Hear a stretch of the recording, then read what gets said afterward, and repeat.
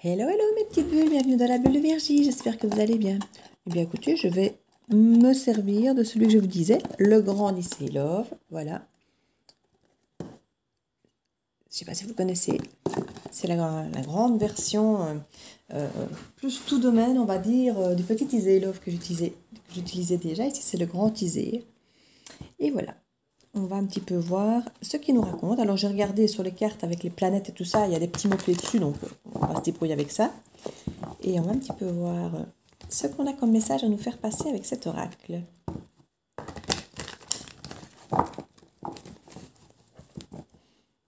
J'espère que vous allez bien, que tout roule pour vous.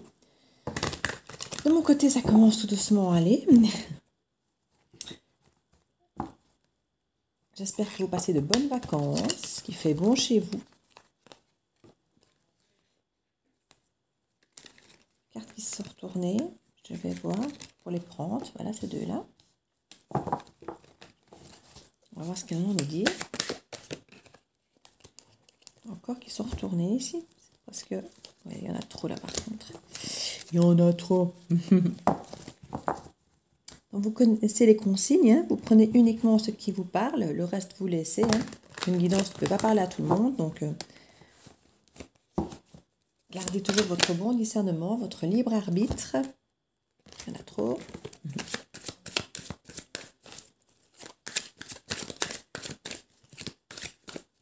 On va voir quel message on peut nous faire passer aujourd'hui.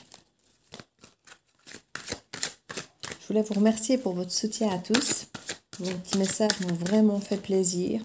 Ça m'a vraiment beaucoup touché, votre sollicitude et de prendre de mes nouvelles. Et voilà, ça a vraiment été très très chouette. Donc je vous remercie vraiment, grandement. Ça fait plaisir de se sentir soutenu.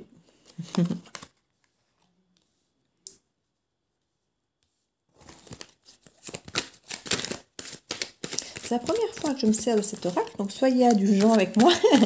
Un peu de tolérance, s'il vous plaît. Je vais essayer de m'en imprégner et j'ai mes petites cartes qui sont très bien faites à côté, avec des petits mots-clés éventuels pour m'aider. Parce que comme je dis, le petit Easy Love, il y a parfois beaucoup de cartes avec des cœurs et tout ça, où on peut imaginer forcément qu'on parle toujours d'amour ou autre, mais il y a tellement de cartes différentes avec des petits cœurs et que c'est pas toujours le dessin qu'on voit finalement qui fait partie des mots-clés. Bon, maintenant on se sert aussi du côté intuitif, mais c'est bien de ne pas passer à côté du message de base, j'ai envie de dire, de la carte. Donc on va voir ici comment ça parle. Allez, 3 petites dernières cartes, encore une. Encore une. Le signe du bélier ici. Qui peut nous parler des personnes du signe du bélier, mais aussi des typicités de leur caractère ou de la période de leur anniversaire. Oui, là ça commence à faire beaucoup. On nous parle de séductrice, la consultante, et on parle peut-être de métamorphose par rapport à la consultante qui aurait peut-être été séductrice par le passé et qui commencerait peut-être à changer. Je vais garder ces trois-là parce que ça me semble être important dans le message. Et ici,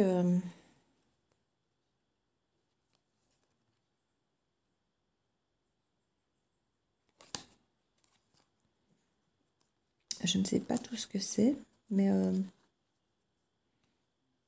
je ne vais pas les prendre. Celle-là, il y en a trop. Je vais garder celle avec la consultante, qui me semble être importante. La consultante qui se transforme. Ça me semble. Voilà, on parle d'un autre signe ici, du Capricorne. Donc, en dos de deck, nous avons Mars. Mars qui nous parle de désir, d'envie et d'action. Ah, c'est peut-être notre consultante ici qui a besoin effectivement d'action, qu'elle se transforme, qu'elle se métamorphose, qu'elle a envie peut-être justement de quelque chose de plus ancré dans la chair, comme on dirait, plutôt que d'être dans la séduction et d'avoir des choses plutôt éphémères. C'est bien, c'est cool. Je vais quand même voir la carte numéro 13, si ça nous parle bien effectivement de transformation, de la mort. Mort au sens propre et figuré. Donc oui, pour moi, il y a effectivement à la fin d'un côté effectivement séducteur pour devenir cette consultante certainement plus ancrée, plus stable, plus alignée. C'est un petit peu comme ça que je le percevais en tout cas. Alors ici au centre de notre tableau, nous avons clairement aussi la carte du pentacle inversé. Alors c'est quand même le symbole de l'occulte, de la magie noire, du satanisme, du diable, du mal, du mauvais œil et tout et tout et tout. Ouais. Donc on a quand même une carte centrale qui n'est quand même pas des plus positives de base. Maintenant, bon, on part du principe que le pentacle renversé, il y a l'équivalent dans l'autre sens, donc il y a toujours le côté microcosme, macrocosme, avec le côté équilibre de la Terre, avec le côté toujours penchant positif et négatif de toute chose. Donc ici, puisqu'on nous parle de mort et de transformation, moi je suis presque en train d'imaginer qu'il peut y avoir effectivement ça qui peut être une base et puis qui se transforme, qui s'inverse, parce qu'on a des cartes quand même assez fortes quand je vois, même si pareil que le petit Iseilov, c'est pas toujours archi clair quant à la signification absolue, même s'il y a quand même des choses qui viennent en les voyant. Ici, j'ai quand même des cartes comme celle-ci, qui quand on les voit quand même, bon, bah, elles parlent quand même clairement de côté éclair, foudre. Alors bon, ça peut être effectivement vu comme des choses négatives, de la colère ou de la foudre, des intempéries et autres, mais on a aussi le côté éclair qui peut nous parler d'un coup de foudre, de choses comme ça. Ici, on nous parle de situation électrique dans le bon sens ou mauvais sens du terme, selon les cartes qui environnent.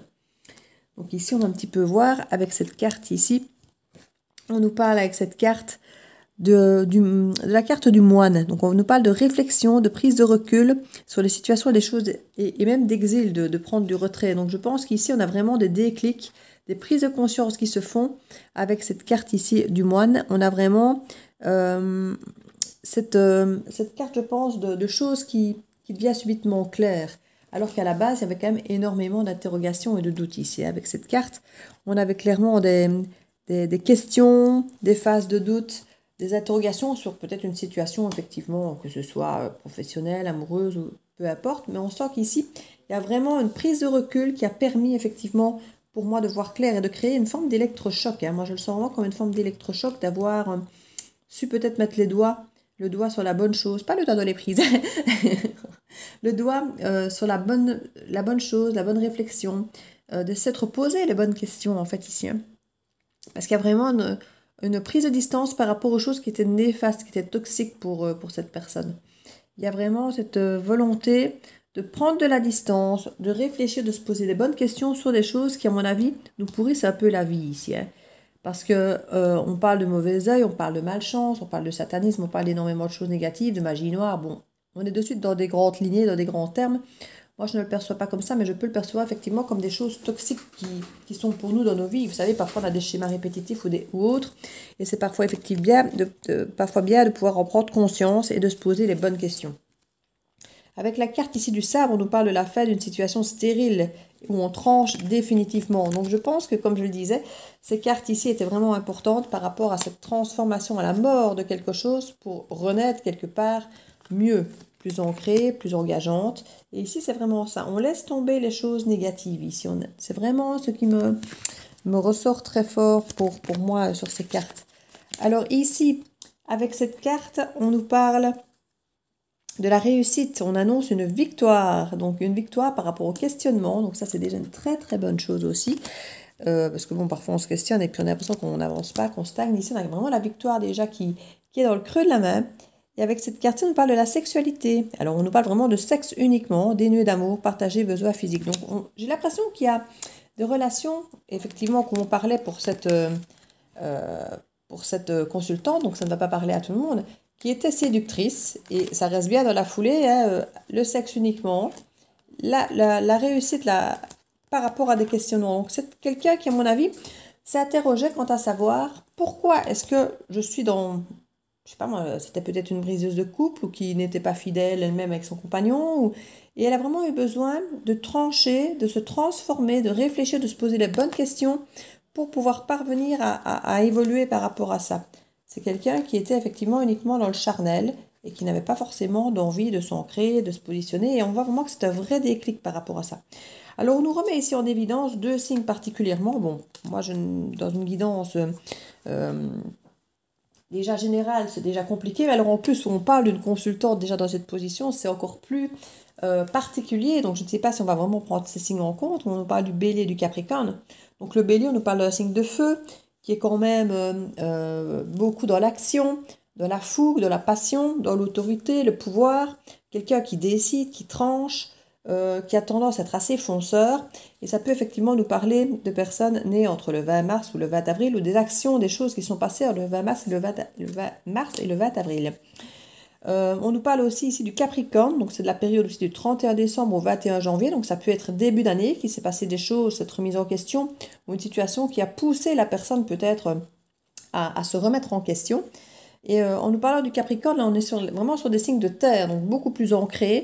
Donc j'ai l'impression que c'est quelqu'un qui était du signe allez, quelqu'un qui pouvait être, je vais pas reprendre les signes, mais quelqu'un qui était fougueux, qui était ambitieux, qui était effectivement le côté feu et sexuel avec les signes de feu.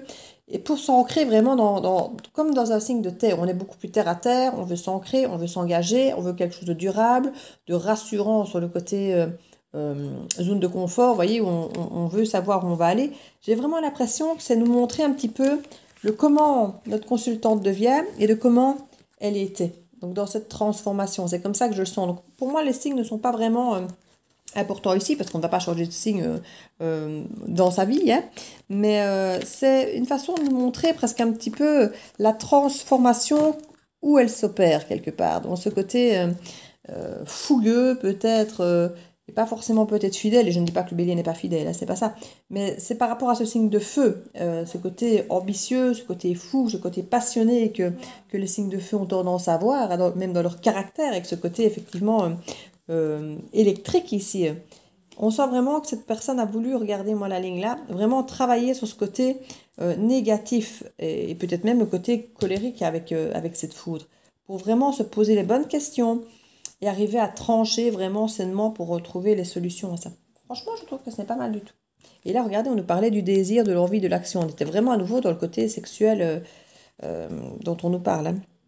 Séduction, amour, beauté. Là, on commence quand même à nous parler de Vénus et de l'amour. Donc, il y a vraiment cette transformation, une fois de plus, les deux cartes de la transformation. Alors, ici, la carte 40, qu'est-ce qu'elle nous dit? Je vais aller voir. Hop là, tombe pas toi. Alors, on nous parle de la décision. Donc, c'était quelque chose, effectivement, qui était la décision. Hésitation qui provoque le contraire de ce que l'on voudrait.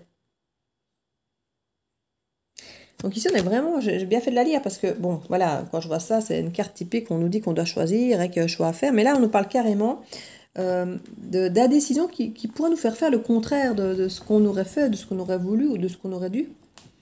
Et ici, c'est quand même assez intéressant de se dire que, bah, voilà, parfois, on a envie de s'engager avec quelqu'un et puis on se rend compte que dans notre façon de le faire, on n'agit pas du tout comme ça.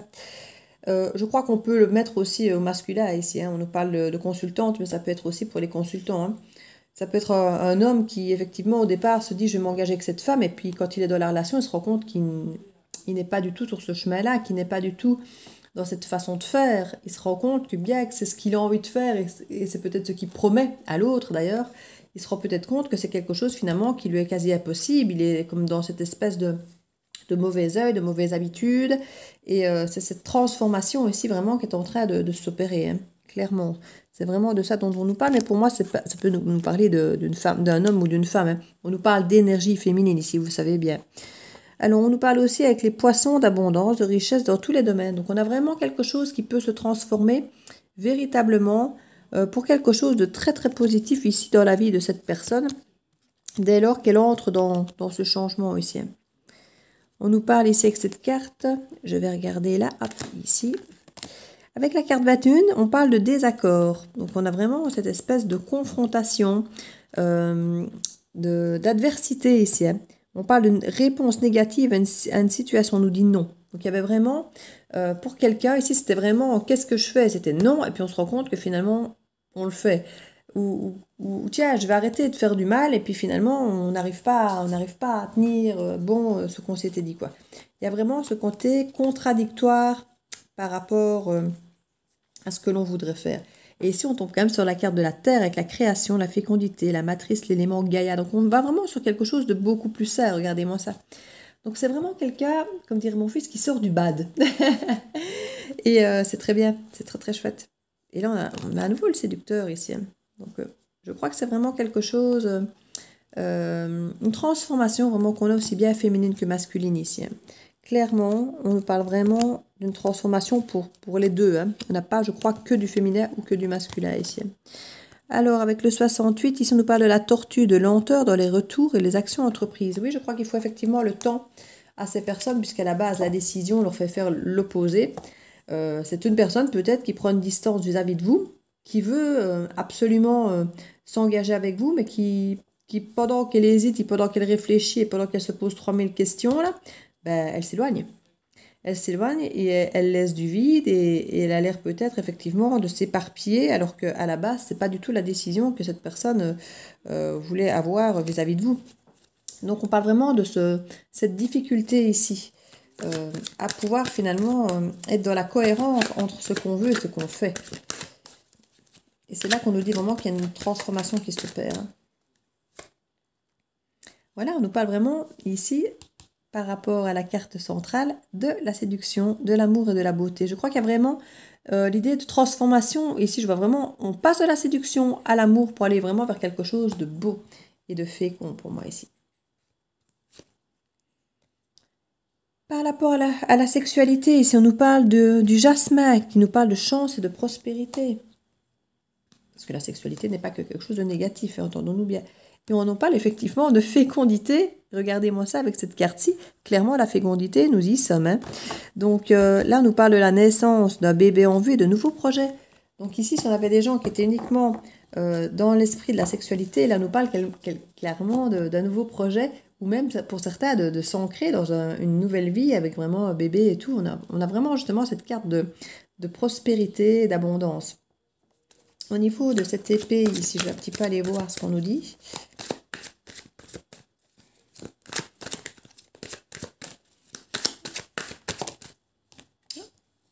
On a la 3. On a la lune qui nous parle des émotions, de l'instinct, de l'intuition.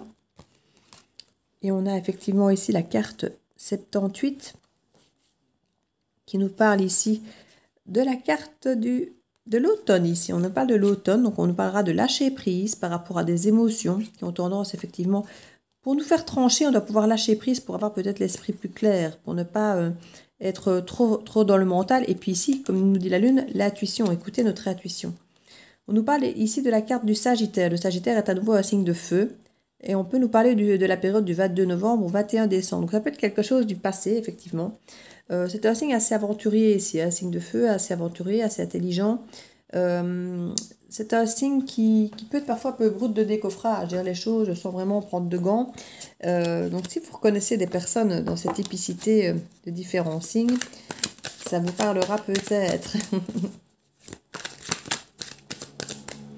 Donc ici, j'avais vraiment transformation. Hop là, voilà.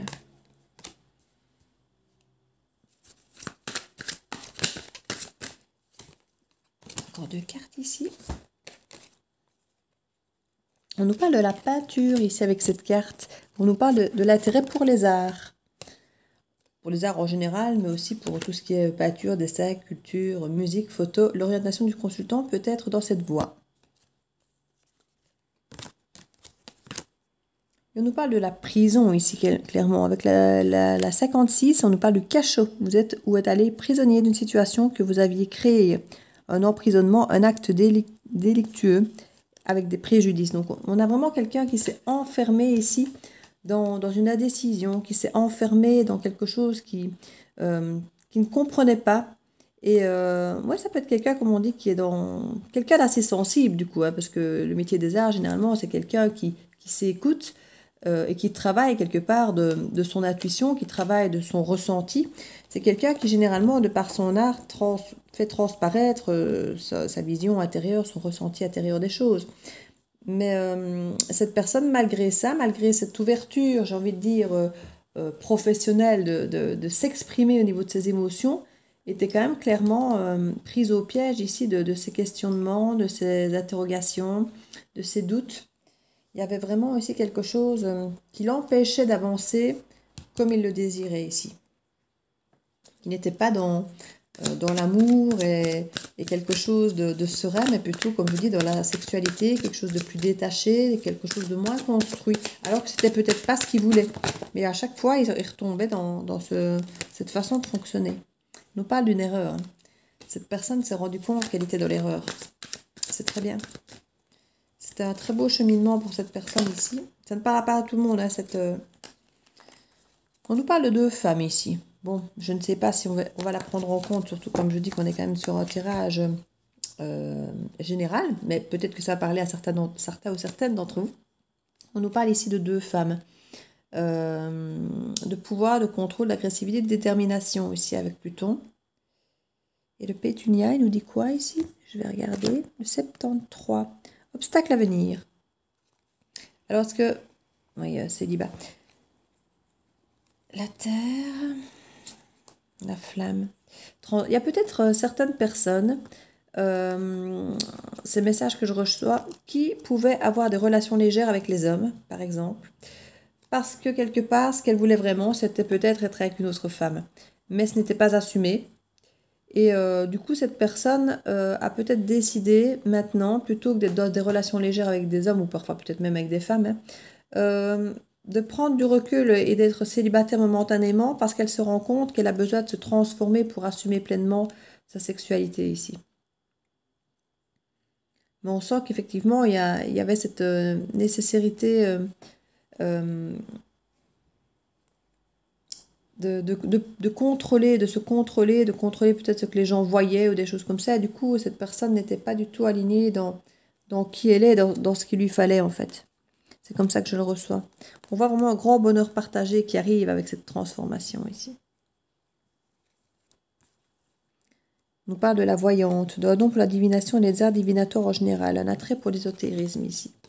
Donc on a vraiment des personnes très connectées et qui s'écoutent quand même très très fort par rapport au côté artistique et par rapport à ce côté à l'écoute de soi-même, et qui peut-être par rapport à l'image extérieure ne voulait peut-être pas assumer effectivement qui était réellement cette personne. C'est tout à fait possible ici. Donc on est quand même sur une fois de plus un tirage très très spécifique, mais je trouve qu'il est très bien, ça change un peu et j'aime beaucoup cet oracle. Je vais l'étudier un petit peu plus à fond, parce que là c'était vraiment mon premier tirage avec lui. Et je vais tirer une carte ou l'autre, voilà, de conseils. Parce que pareil, c'est trop spécifique comme tirage que pour aller au-delà, on est vraiment dans une guidance générale. Donc ça va déjà parler à peu de monde jusqu'où là je suis arrivée. Donc je ne vais pas aller remettre trop de précision là-dessus, ou sinon ça ne parlera plus à personne du tout. Mais peut y avoir effectivement cette envie de construire une vie, d'avoir des enfants et tout, en assumant qui on est, et ses choix de vie et de sexualité. Et on sent qu'il y a une métamorphose au niveau de la sexualité, c'est un changement où on s'assume davantage dans ses choix, dans ses décisions et dans ses envies. On passe à l'action, comme je disais tout à l'heure. Passer à l'action par rapport à ses envies. C'est un très beau tirage. On nous parle de l'action, encore une fois. Soyez prêts à agir concrètement et les difficultés auront tendance à s'évanouir. La parole, soyez en permanence bienveillant à votre égard et les autres en feront d'eux-mêmes. C'est vrai que si on sait parler de soi, surtout si on a du mal à assumer ses envies, ses goûts, ses choix, on doit parler de soi effectivement en positif pour que les gens puissent faire de même, finalement, ne pas nous juger peut-être. Le positionnement, sachez accepter le choix de l'autre et osez aussi vous positionner. Voilà, tout le monde ne pourra peut-être pas accepter vos choix, mais quelque part, si vous pouvez vous positionner et accepter le positionnement de l'autre, et accepter qu'on n'est pas toujours d'accord, hein, c'est déjà une très très bonne chose. Voilà, n'hésitez pas à me mettre si ça vous parle, hein, à liker, à partager et à vous abonner si ce n'est fait. Hein, vous savez bien, ça aide la chaîne à grandir parce que ça lui donne un petit peu de visibilité grâce aux abonnements, grâce aux pouces, si vous avez aimé la guidance. Ça vous permet effectivement ici d'avoir davantage de possibilités à montrer les messages à d'autres personnes. Et voilà, donc je vous remercie à tous d'être là, de liker, de partager et tout, et de vos petits messages. Et je vous dis à très bientôt dans WRJ. Ciao, ciao!